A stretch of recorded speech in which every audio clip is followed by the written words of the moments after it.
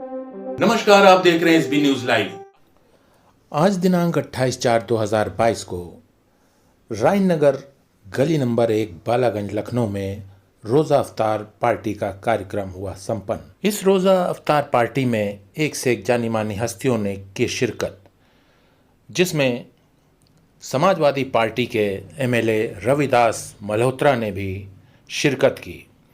आइए देखते हैं आगे सैयद गुलाम हुसैन की खास रिपोर्ट।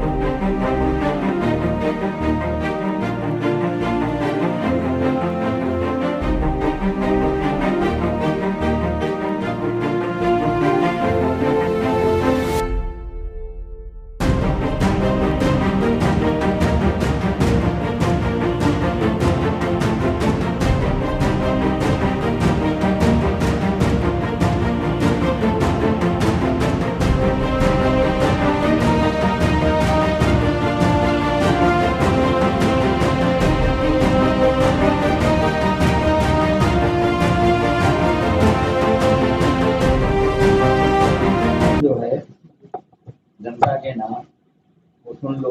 ये कहते हैं हयात लेके चलो, कायनात लेके चलो, हयात जिंदगी लेके चलो, सारी दुनिया को साथ लेके चलो, हयात लेके चलो, कायनात लेके चलो, और चलो तो सारे जमाने को साथ लेके चलो। ये इनका पैगाम है। एक पैगाम और इनका सुन लीजिए। अब पता नहीं हमारी जिंदगी कितनी है, कितने 87 साल के हो गए हैं, इनके वालिद से हमारे ताल्लुकात थे, ये हमारे भतीजे लगते हैं। तो हैं भाई, बेटे हैं। इनका एक पैगाम सुन लो। ये कह रहे हैं, रविदास जी कह रहे हैं, हिंदू दिखाई दे कि मुसलमान दिखाई दे, हिंदू दिखाई दे कि मुसलमान दिखाई दे, आंखें तरस रही हैं कि इंसान दिखाई दे, आंखें तरस रही हैं कि इंसान दिखाई दे। ये रविदास जी का पैगाम है जनता के नाम। इस मुकद्दस माह में आपको जिस तरह से मुस्लिम समाज की मोहब्बत मिल रही है और आपको हर जगह से बुलाया जा रहा है, खासकर रोज़ा अफ्तार के लिए, कैसा महसूस करते हैं और क्या पैगाम देना चाहते हैं समाज? ये इबादत का महीना है और इस रमजान के महीने में रोज़ा अफ्तार के कार्यक्रम होते हैं और यहाँ पर इस कार्यक्रम में हिंदू भी आते हैं, मुसलमान भी आते हैं। ये हिंदू मुस्लिम एकता के संदेश का प्रतीक है और ये भाईचारा का संदेश देता है कि हम सब लोग मिल के प्रेम और मोहब्बत से हम लोग सब साथ में त्योहार मनाएं। हम लोग ये चाहते हैं कि जब ईद मिलन कार्यक्रम हो तो उसको हिंदू मनाएं और जब होली मिलन कार्यक्रम हो तो उसको मुसलमान मनाएं। हदीफ साहब यहाँ बैठे हैं, जो पूरे लखनऊ शहर के सबसे बड़ा कार्यक्रम होता है होली मिलन का, उस कार्यक्रम के ये संरक्षक है और इनकी अगुवाई में पूरा कार्यक्रम होता है होली मिलन का। तो हम लोग चाहते हैं कि हम लोग आपस में इतना गले मिल के रहें कि कोई भी सांप्रदायिक और फिरका परस्त ताकत इसको तोड़ ना पाए।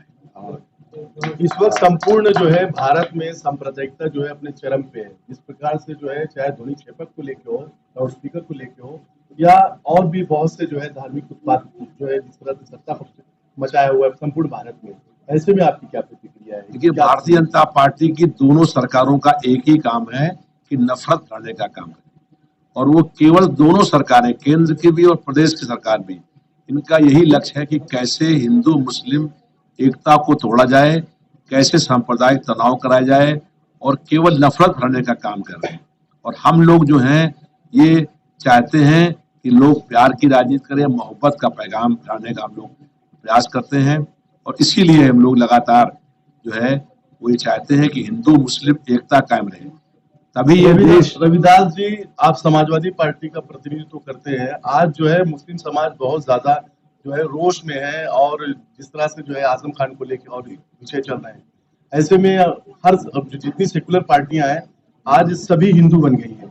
अब मुसलमानों का पक्ष छोड़ रही है, ऐसे में जो है समाजवादी पार्टी की क्या भूमिका आपकी? देखिए, हम लोग जो हैं वो चाहते हैं, जैसे अभी आपने कहा जी साहब ने कि कोई हिंदू है कोई मुसलमान है, हम चाहते हैं इंसान जो हो, पहले इंसान हम लोग बने, उसके बाद ये भाजपा की सरकार पूरे प्रदेश में पूरे देश में जो मुस्लिम लोग हैं उनका लगातार उत्पीड़न करने का काम कर रही है, दमन करने का काम कर रही है, जुल्म करने का काम कर रही है।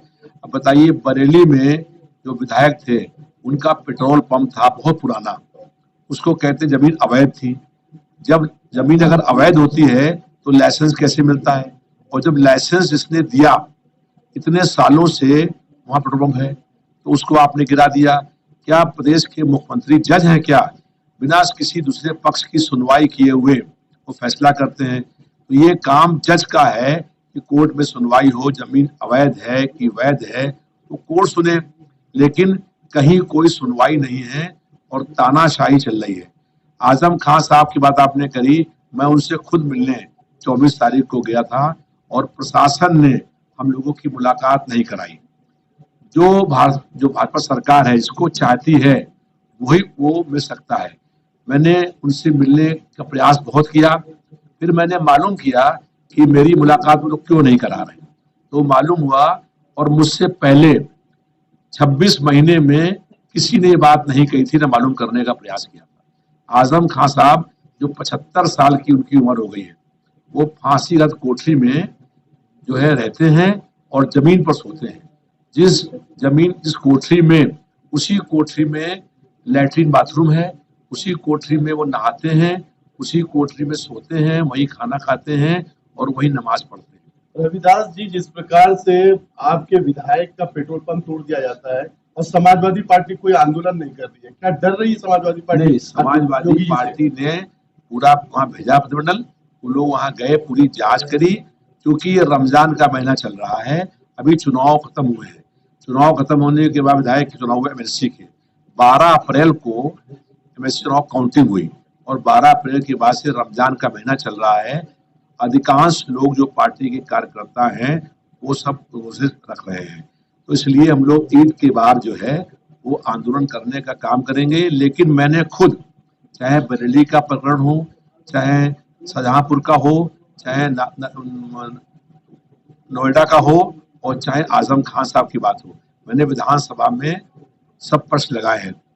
हम जब आजम खान साहब से मिलने के बाद लौटे तो मैं राष्ट्रीय अध्यक्ष से मिला और मैंने उनको पूरी बात से अवगत कराया और उन्होंने कहा कि आप विधानसभा के अंदर सब प्रश्न लगाइए, पूरी पार्टी आजम खान के साथ खड़ी है और पूरी पार्टी मिलकर के आंदोलन करने का काम करेगी।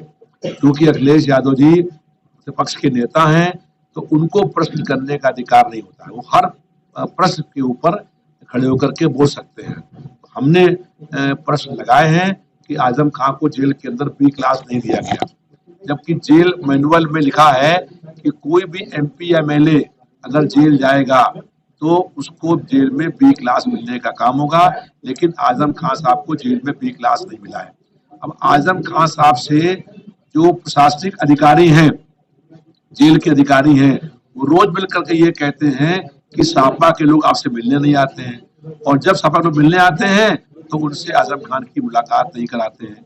यहाँ तक कि हमने बहुत प्रयास किया, हमारा संदेश भी उनके पास पहुंचाया नहीं गया, क्योंकि उनको डर था कि सारी पोल खुल जाएगी कि किस तरीके से आजम खान के साथ जेल में यातनाएं देने का काम हो रहा है। उनके पास वो सोते जमीन पर नीचे और वो टाट जो है उसके ऊपर सोने का काम होता है।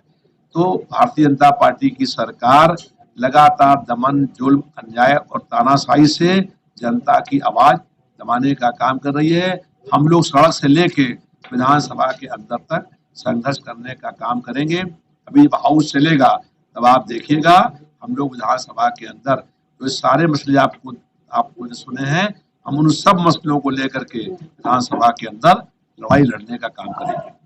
जनाब, उत्तर प्रदेश में मुसलमानों ने समाजवादी पार्टी को एक तरफा मतदान किया। अब विरोधी पक्ष जब नेता की बारी आई तो अखिलेश यादव सपा प्रमुख खुद जो है विरोधी पक्ष नेता बन गए, अपना सांसद पद छोड़। तो इसमें आपको क्या लगता है, मुसलमानों के साथ कोई नेता ऐसा नहीं था आजम खान के बाद कि उसको विरोधी पक्ष नेता बनाया जाए? 110 विधायक जो चुने जीत करके आए थे, उनकी मीटिंग हुई और सर्वसम्मत से वहां पर प्रस्ताव मांगे जाते हैं। समाजवादी पार्टी में लोकतंत्र है। अगर आप पत्रकार हैं, बताइए किसी और व्यक्ति ने खड़ा नहीं हो रहा है, तो अखिलेश यादव जी का ही नाम अकेले प्रस्ताव में आया। उत्तर प्रदेश के अल्पसंख्यक जितने भी समाजवादी पार्टी के खासकर जो है विधायक हैं, इनकी यही आवाज है कि ये जो स्थान था विरोधी पक्ष का वो किसी मुसलमान को मिलना चाहिए था। नहीं, तो अगर किसी नाम का अगर वो किसी नाम का कोई प्रस्ताव करते तो विचार होता उसके ऊपर, लेकिन सब लोगों से पूछा, किसी भी नाम का प्रस्ताव नहीं आया और 110 विधायक जो थे मौजूद बैठक में, उन सब लोगों ने सर्वसम्मत से किसी एक ने भी किसी का नाम का प्रस्ताव नहीं किया।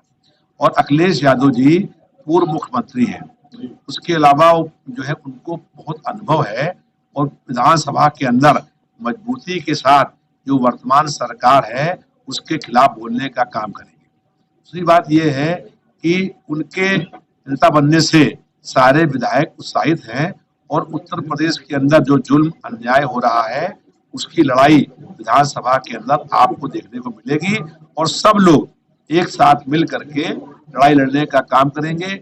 और सब विधायकों ने उनके प्रतिपक्ष बनने के पहले सब विधायकों ने उनसे कहा कि आप एमपी पद से इस्तीफा दे करके विधायक रहिए। सब विधायकों की मांग पर, उनकी इच्छा नहीं थी, लेकिन सब विधायकों की मांग पर वो उन्होंने पद छोड़ा एमपी का और उल्टा बने प्रतिपक्ष। तो विधानसभा के अंदर अखिलेश यादव जी की अगुवाई में मजबूती के साथ संघर्ष होने का काम होगा और जो भी भाजपा की सरकार दमन जुल्म अन्याय कर रही है उस सब का, हर जुल्म का हम लोग मुकाबला करने का काम करेंगे। मुसलमानों का पावन पर्व ईद आ रही है, ईद के मौके पे क्योंकि आपका इलाका जो है मुस्लिम बहुल इलाका है, ऐसे में मुसलमानों को क्या आप हम लोग ईद का सब लोगों को, पूरे प्रदेशवासियों को ईद की पहले से ही बहुत बहुत मुबारकबाद। और हम लोग चाहते हैं कि सब लोग आपस में मिल करके इस खुशी के त्योहार को मनाने का काम करें। लोगों ने 30 दिन भूखे रहने के बाद, प्यासे रहने के बाद जो है ईद का त्योहार आता है और उसमें सही माने में भूख और प्यास क्या होती है इस बात का एहसास होता है। इसलिए जिन लोगों ने 30 दिन रोजा रखेंगे उसके बाद ईद का त्योहार मनाएंगे। हम सब लोग, पूरा प्रदेश इस त्योहार में खुशी के साथ गले मिल करके इस त्योहार को मनाने का काम करें। जो लोग ये कहते हैं कि ये त्योहार मुसलमानों का है, वो गलत कहते हैं। ये त्योहार सबका है और सबको मिलके मनाना चाहिए। धन्यवाद। ये हमारे बीच जो है समाजवादी पार्टी के विधायक रविदास महोत्रा जी थे, जो बड़ी बेबाकी से अपना पक्ष रख रहे थे। जब अल्पसंख्यकों के विषयों को लेकर सवाल पूछे गए तो बड़ी बेबाकी से उन्होंने जवाब दिया और कहा कि लोकतंत्र है, लोकतंत्र में विधायक जो है अपने विरोधी पक्ष नेता का चयन करते हैं, ना कि जनता की राय ली जाती है। विधायक का खुद का जो है शिष्टमंडल जो है उस पर निर्णय लेता है। मैं सैयद गुलाम हसन शबाब नूर के साथ लखनऊ से एसबी न्यूज लाइव के लिए। हमारी और अधिक खबरें देखने के लिए हमारे YouTube चैनल को अभी सब्सक्राइब करें और बेल आइकन जरूर दबाएं। बिना रुके बिना डरे सच दिखाते हैं,